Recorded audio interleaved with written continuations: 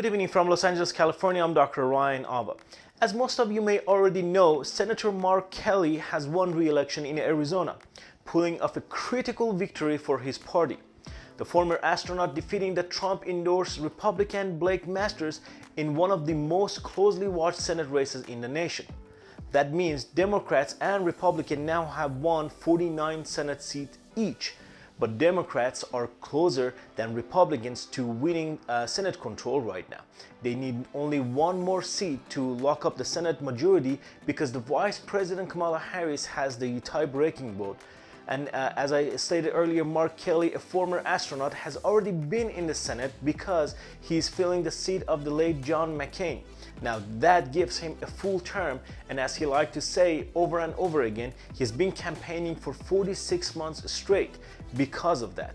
This is an extraordinary development because Democrats not only can potentially retain the control of the Senate, but they can now even expand on a majority in the Senate. When you think about Mark Kelly, he has always been a target for Republicans, really from day one, to take this seat back and put it back in Republican hands.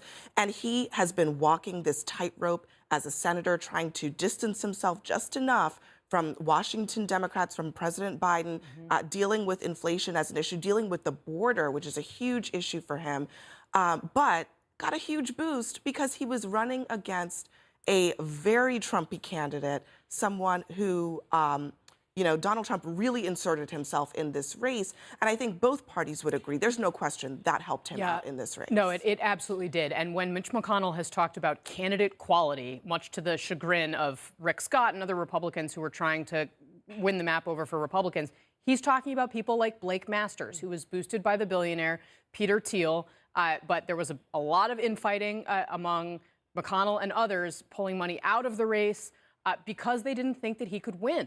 And this is now borne out. And quite frankly, this is one of those seats where it's likely now that Mark Kelly has won this term, he could hold this seat for many, many years. I mean, this was really their absolute best shot at potentially putting this Arizona seat in Republican hands. But look at the map. If they win in Nevada, that's it. The runoff in Georgia doesn't matter.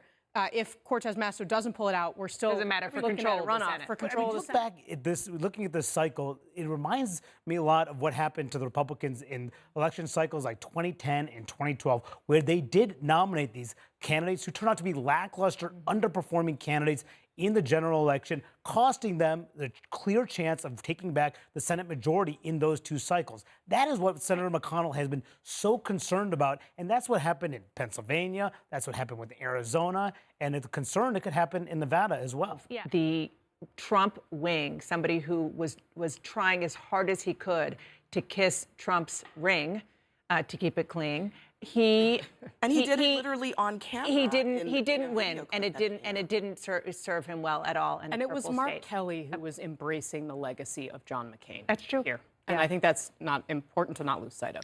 To support my work, please subscribe to my channel and give this video a thumbs up. Also, please don't forget to hit the bell icon so you wouldn't miss any of my new videos. Thanks for watching.